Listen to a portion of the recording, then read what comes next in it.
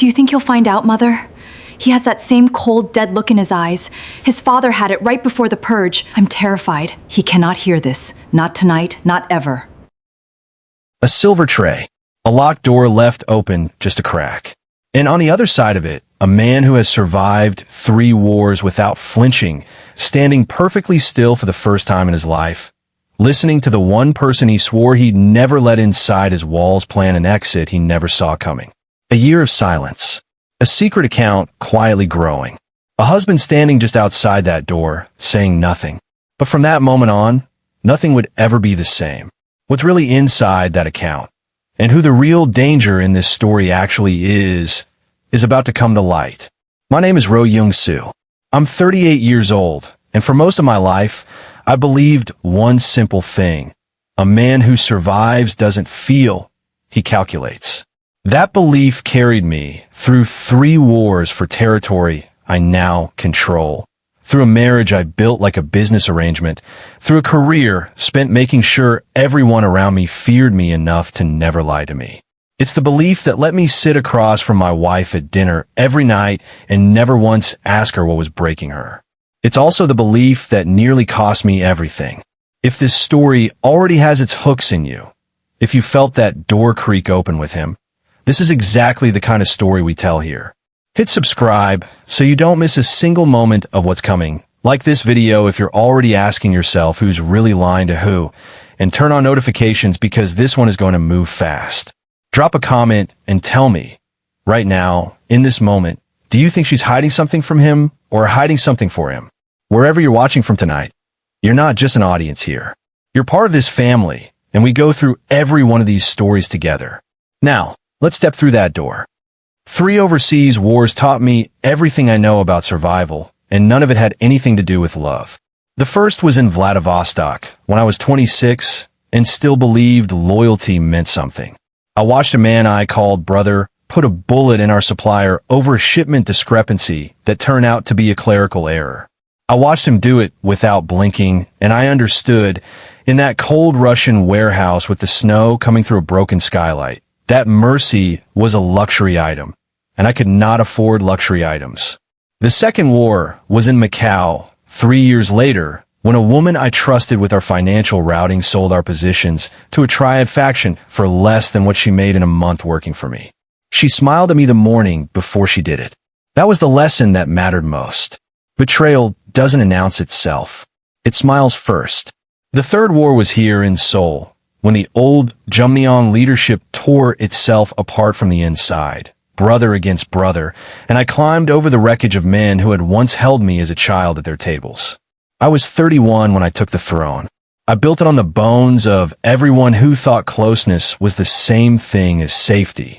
By the time I sat across from Chae Young-sun at our wedding banquet, I had already buried the part of myself that reached for people. I did not marry her because I loved her. I married her because her family's shipping license out of Busan gave the Jumyeong a legal front we badly needed. And because a matriarch is respected as Mangjol Sangjun vouching for our union bought me 3 years of peace with rival families who otherwise would have tested me. It was a transaction dressed in silk and orchids. I told myself that was enough. I told myself a man like me didn't get to want more than that. And wanting more than that was how men like me ended up dead in warehouses with snow coming through the ceiling. For 3 years, Young-sun and I lived in the same penthouse like 2 executives sharing office space. We were polite. We were correct. We attended galas together and stood close enough in photographs that no one questioned the arrangement. But at night, in the actual privacy of our home, we barely spoke beyond logistics. What time the car would come, whether her mother's health checkup had gone well, whether I would be home for dinner. I told myself the silence between us was armor, not distance. I told myself she understood the rules the same way I did. A boss's wife survives by knowing less, not more. What I never let myself examine, because examining it would have meant feeling something, was why, some nights I stood outside our bedroom door, a full minute longer than necessary before going in, just listening to her breathe, telling myself it was a security habit and nothing more. It was in the middle of finalizing the largest deal of my career that the first crack appeared, though I didn't recognize it as a crack yet. I was closing a monopoly on the Incheon-adjacent shipping corridor, a deal worth more than anything the Jumyeong had touched in a decade, the kind of deal that would let me finally pull half our operations into legitimate territory and sleep, theoretically, without one eye open. I had lawyers in 3 countries, in a boardroom full of men who addressed me the way you address something that might still bite. In the middle of the final signing session, my asset tracer, Ryong Chun-so, a quiet, meticulous man who had never once brought me bad news without triple confirming it first, asked for 5 minutes alone. He set a secure drive on the table between us like it was something that might detonate. It nearly did. I ran the routine audit before the port acquisition, he said, not meeting my eyes. Standard due diligence, sir. I wasn't looking for anything. I want you to understand that. Chun-so, there's an account. Came and registered, laundered through 2 shell entities before it lands in a private Seoul bank. It's under Chae Young-sun's name. He paused, and I watched him decide whether to keep going, and I watched him understand that stopping now would be worse. $500,000, sir. Built up over roughly the last year. Regular deposits. It doesn't touch any of your accounts. It's clean of your signature entirely. Which means either she has an income source we don't know about, or someone gave it to her, I said. He didn't answer that. He didn't need to. I sat with that number for the rest of the signing session, and I signed a 9-figure deal with a hand that did not shake because I've spent my entire adult life training my hands not to shake regardless of what is happening behind my eyes. But inside, something old and familiar was uncoiling. The same animal instinct that told me, in Vladivostok, in Macau, in the wreckage of my own Syndicate civil war, that the ground beneath me had shifted and I had not been told. $500,000 does not appear in a woman's name by accident. It appears because someone is building something. An escape, a payoff, a betrayal with a price tag already attached. I thought of every rival who would benefit from information about our ports, our routes, our numbers. I thought of every quiet dinner where Young-sun had excused herself early, every phone call she took in another room with the door pulled closed just slightly more than necessary. I had spent 3 years telling myself her silence was discretion. Now I wondered if it had always been a transaction I simply hadn't been shown the terms of. I did not confront her that night. That is not how I operate. You do not accuse a snake before you know which direction it's coiled to strike. Instead, I did what I've always done. I watched, I gathered, and I let the paranoia that has kept me alive through 3 wars do what it does best. It was 2 weeks later that I came home to a penthouse with all the lights off. I remember standing in the entryway for a long moment before I called out, because something about the silence felt different from our usual silence. Heavier, deliberate, like the apartment itself was holding its breath. The dining table held a single plate, untouched, the food long gone cold. A film settled over the surface of what had once been a good soup. Beside it, a note in Young-sun's handwriting. She always signed her notes to me the same way. A small, formal closing, YS, the kind of thing that belonged to 2 people who had built a life out of correctness instead of warmth. This note had no sign-off at all. Do not look for me tonight. 6 words. No explanation. No apology.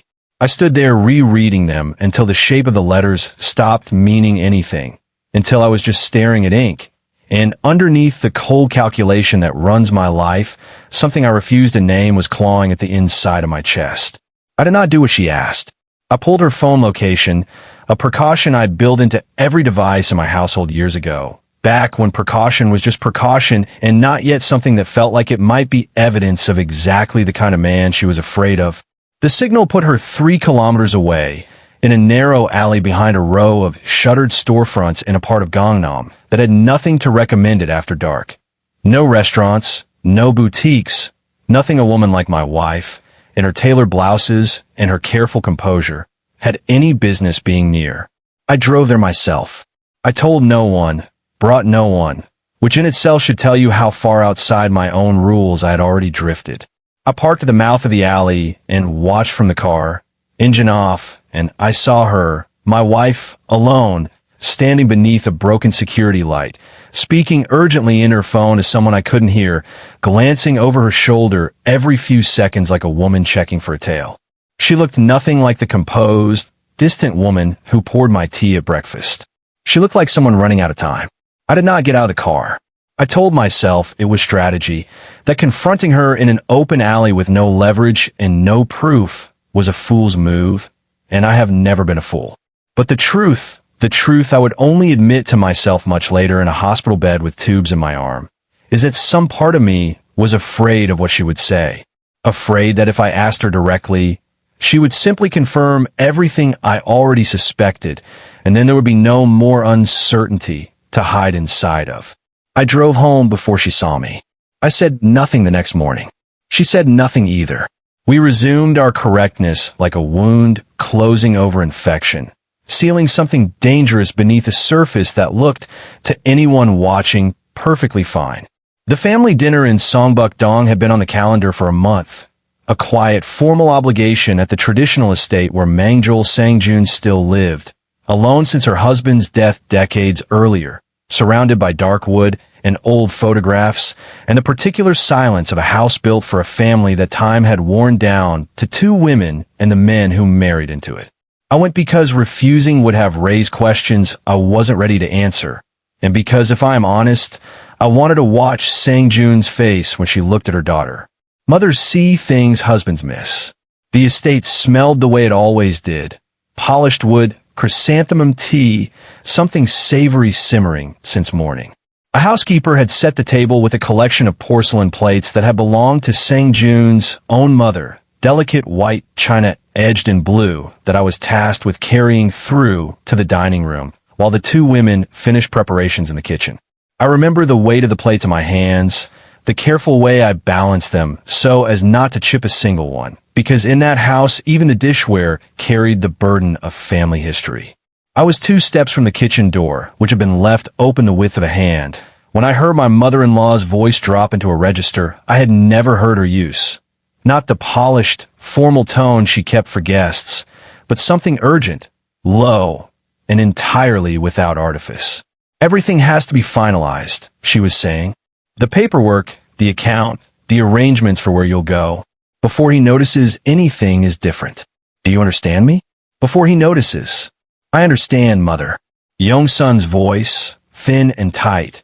Nothing like the composed woman who sat across from me at every dinner we'd shared for 3 years. I've been careful. I don't think he suspects. He is not a man who fails to suspect things, Young-sun. That is the entire reason we are having this conversation. I stood frozen in that hallway with a stack of another woman's inherited china balanced in my hands, and I felt something in my chest go as cold and still as the blade I still carry, out of habit, beneath my jacket even at family dinners. Escape route. Those were the words that reached me. Not the exact phrase, but close enough that my mind filled in the rest with the shape of every worst fear I'd been carrying since Chunso set that drive on the table between us. My wife and her mother, planning something behind a closed door, timing it against the moment I would notice. Building an exit while I sat 2 rooms away, signing away my life's work in her name, apparently, without ever knowing it. I did not go in. I stood there a moment longer, listening for anything that might contradict what I'd already decided I understood, and when nothing came, I stepped back, breathed once, deep and controlled the way I'd trained myself to do before every negotiation that mattered, and carried the plates through the front entrance instead, as though I had come from a hallway and not from just outside that cracked door. I set them down without a tremor in my hands. I sat through the rest of that dinner, watching my wife pass side dishes and refill her mother's tea, watching her perform a warmth toward me that I now understood, or believed I understood, to be nothing more than a woman keeping her mar calm until the trap was ready to spring. I said nothing that night either. By then, silence had become the only language I trusted myself to speak in. It rained the entire drive home along the Han, the kind of relentless autumn downpour that turns the river black and the city lights into long smears against the windshield. And somewhere in that drive, alone, with Young-sun sitting beside me saying nothing because I had given her nothing to respond to, my mind went back, uninvited, unwelcome, to a decision I had made 2 years earlier and never once mentioned to her. A conglomerate out of Busan had approached me with a legitimate merger, the kind of offer that could have moved me permanently out of the shadows, full legal cover, international shipping contracts, a name that would never again need to be spoken carefully in rooms with locked doors. It was by every rational measure the single best opportunity of my career. It also required relocating our base of operations to Busan permanently, away from Seoul, away from the estate in Songbuk-dong, away from an aging mother who could not make that trip easily, and who Young-sun visited, at the time, twice a week without fail. I turned it down. I told my board it was a matter of territorial strategy, that Seoul remained our strongest position, and every word of that justification was a lie built to cover the real reason, which I never spoke aloud to a single person, including, especially, my own wife. I stayed in Seoul because some quiet, unexamined part of me could not stand the thought of taking her away from the one person in the world she seemed to genuinely, unguardedly love. I told myself it didn't matter whether she ever knew. I told myself loyalty didn't require an audience. Driving through that downpour, headlights smearing across wet glass, I felt something in me curdle at the memory. I had given up the single greatest legitimate opportunity of my life, quietly, without asking for anything in return, to protect a woman's relationship with her mother. And that same mother, in her own kitchen, not 4 hours earlier, had been coaching that same woman on how to disappear from me before I noticed. I gripped the wheel harder than the wet road required. Beside me, Young-sun stared out at the black river sliding past. Her reflection ghosted over the water, and I remember thinking, with a coldness that frightened even me, I gave up an empire to keep you close, and you have spent that same time building the paperwork to leave. I did not say it. I have never been a man who says the thing that costs him the most to say. I drove the rest of the way home in silence thick enough to drown in. And when we reached the penthouse, she went to bed without a word, and I sat alone in the dark of my study with the city lights bleeding through the rain-streaked window, turning that $500,000 ghost over and over in my mind, certain as I had ever been of anything in a life built entirely on reading the danger in a room before it read me, that my own wife had become the most dangerous person in it. I picked up my phone that night and called my fixer. I told him to draw up the papers. I told myself it was strategy, protecting what remained of an empire I had bled for. I did not let myself feel, not yet, what it actually was, a man so buried under his own armor that he would rather destroy the one true thing in his life than risk discovering, too late, that he had never once asked her the only question that mattered. The dream came for me 3 nights after that drive along the river, the way it always did, without warning, without mercy, dragging me back to a loading dock in Vladivostok where the air smelled like diesel and blood, and a man I trusted was screaming my name as gunfire tore through corrugated steel. In the dream, I am always 26 again. In the dream, I never win fast enough. Young-sun told me later, much later, what it looked like from the outside, because I have no memory of it myself, only the after, waking drenched in sweat with my knuckles bruised and the sheets torn half off the bed. She said I thrashed like something was pinning me down, that I shouted words in a mix of Korean and Russian she didn't understand, that at some point my arm swept out hard enough to catch the lamp on the nightstand and send it shattering against the wall inches from where she lay. She said my eyes were open. She said they were not seeing her, not seeing our bedroom, not seeing our life. They were seeing a warehouse 11 years gone, and whatever I was fighting in that warehouse, my body was fighting it in our bed. Inches for a woman I had never once told about the things that lived behind my eyes at 2 in the morning. I understand now why she ran. I did not understand it then. She left before I woke fully into myself, before the dream's grip loosened enough for me to reach for her and find only cold sheets and a second shattered lamp I hadn't accounted for. She did not leave a note this time. She did not need to. I had spent 3 years teaching her that I was a man capable of violence without warning, a man whose past could reach into the present and turn his own hands into something to fear. And on the one night that fear became physical, close enough to touch, she had done the only rational thing left to a woman who no longer knew if the man beside her could tell the difference between an old war and the person he'd promised to protect. She was gone 3 days. I told myself it didn't matter. I told myself a great many things during those 3 days that I no longer believe. I threw myself into work the way I always had, because work was the only language of control I had ever fully trusted, and it was in the middle of that self-imposed exile. Hers from me, mine from feeling anything about it, that I made the call to my fixer to finalize what I had already set into motion. Draw up the divorce papers in full. No further delay, no further evidence gathering. No further nights spent watching a woman I could no longer read across a dinner table that had become a minefield.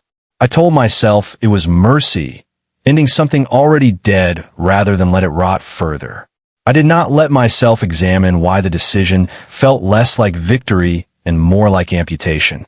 The morning I was meant to sign, the sky over Seoul was the flat, colorless gray of early winter, and I remember almost nothing of the drive except the particular quality of that light, because it was the last ordinary thing I saw before the world came apart. They hit us on an overpass access road, a choke point my driver had used a dozen times without incident, which told me later, with the particular clarity that comes only after nearly dying, that whoever planned this had studied our patterns for weeks. 2 vans boxed us front and rear. The first burst of automatic fire took out our windshield and my driver in the same half second, and I remember the strange, underwater slowness of diving across the back seat as glass rained down over me like something almost beautiful, if you had the luxury of thinking about beauty while masked men were dragging open the door beside you. I did not remember every second of what followed. I remember my sidearm finding a target before conscious thought caught up to my hand. I remember the specific animal calculation of every fight I had survived before this one folding itself in my body and taking over where fear should have been. I remember pain arriving late, the way it does when the body is still too busy surviving to process what it's costing. 3 ribs cracking under a boot aimed at my chest, something tearing deep and wrong beneath them, and then finally silence and the wet sound of my own breathing and the understanding, even through the fog of blood loss, that this had not been random. This had been precise. My exact route, my exact timing, the exact gap in my security detail. Someone inside my own circle had handed the men on that overpass a map with my life drawn on in red ink, and lying there on cold asphalt with my own blood pooling beneath me. The only clear thought I could hold on to was that I no longer knew who, among the people closest to me, could still be trusted with the truth of where I would be at any given hour. I woke in the VIP wing of Asa Medical Center under a guard detail I had personally vetted twice, tubes running into both arms, my chest wrapped so tightly I could take only shallow, careful breaths, and for the first time in longer than I could remember, I felt something other than calculation. I felt afraid. Not of dying. I had made my peace with that possibility years ago, the way any man in my position must. I was afraid of the silence in the room, of how much time I had spent building walls no one had ever been permitted to see over, and how, lying broken in that bed, I understood with sudden and unbearable clarity that if I died in this room, the last real words I'd said to my wife were an accusation I never even had the courage to speak aloud. She came through that door like something breaking loose. I have never, in 3 years of careful composure, seen Chae-young's son move the way she moved crossing that hospital room. Hair unbound, coat still half on, her face wrecked with a terror that had nothing performative in it at all. She didn't stop at the foot of the bed the way a stranger would. She came straight to me, hands finding my face, my shoulders, checking me the way you check something you're certain you'd already lost, and she was crying too hard to speak in full sentences, saying my name over and over like a woman confirming a fact she couldn't yet believe. Her bag slipped from her shoulder in the chaos of it and hit the floor, spilling half its contents across the tile, and among them, face up, screen still lit, a phone I didn't recognize buzzing with a notification I could read from where I lay. An attorney's name, a subject line referencing a safe house lease agreement. Urgent, time-stamped that morning. Everything I'd spent 3 weeks building, the ledger, the note, the alley, the kitchen door in Songbuk-dong, closed around that single glowing screen like a trap finally springing shut. What is that? My voice came out wrong, torn and low, but there was nothing broken in the intent behind it. Tell me what that is, Young-san. Right now. No more silence. No more notes on the table. I have 3 cracked ribs and a bullet wound I haven't finished counting, and someone inside my own circle sold me out this morning, and I am done, not knowing whether the person standing over my hospital bed is my wife or the last person who's going to walk out that door with everything I have left. I reached, God help me, for the weapon my own bodyguard had left within reach out of old habit. Not to use it, I told myself even then, only to hold something solid in a room where the ground had gone out from under me completely, and young son's face went white, not with guilt, but with a fear so raw and immediate that some small, still rational part of me understood, even in that moment, that I had crossed into territory from which there was no clean way back. Young-soo, her mother's voice, from the doorway, sharp enough to cut through the room like a blade drawn fast. Mangjul Singjun stood there in a coat still spotted with rain, her composed matriarchal stillness entirely gone, replaced by something ancient and grieving that I had never once seen on her face across 3 years of formal dinners. Put that down. Put it down and let me speak, because you have every piece of this wrong, and I am the only one in this room who has lived it before. She came to the bedside slowly, and when she spoke again, her voice had lost its edge entirely, worn down to something bare. My husband was Jumnyong once. A soldier, nothing more, decades before your time in the leadership. When the old bosses needed someone to answer for a shipment that went missing, a shipment he had nothing to do with, they made an example of him instead of finding the truth. I was younger than Young-sun is now. I watched them take him, and I never saw him again. And I spent the rest of my life believing that any man who wears the weight you wear becomes, eventually, exactly what took him from me. I raised my daughter believing the same thing. I taught her, I trained her, that if she ever loved a man like you, she needed an exit built and ready before she'd ever admit she needed one. That fund, that account Chunso found, it was never meant to run from you, Young-soo. It was insurance against becoming me. Mother. Young-sun's voice cracked entirely now, and she turned to me with both hands still gripping mine, tears cutting clean lines down a face I had spent 3 years believing was unreadable. That's not even the whole truth. I have to tell you the whole truth, or none of this means anything. She told me, then, in pieces that came faster than she could steady, everything I'd spent 3 weeks constructing an entirely wrong story around. The safe house wasn't an exit. It was a fortress she'd been quietly building for months, an independent security network entirely outside Jumnyon's compromise structure, because 6 months ago she had discovered, through channels she still wouldn't fully name, that my own second-in-command was moving pieces into place for a coup. Chaegal Min-hyuk, the man who had stood beside me since before I took the throne, the man I trusted with logistics no one else touched.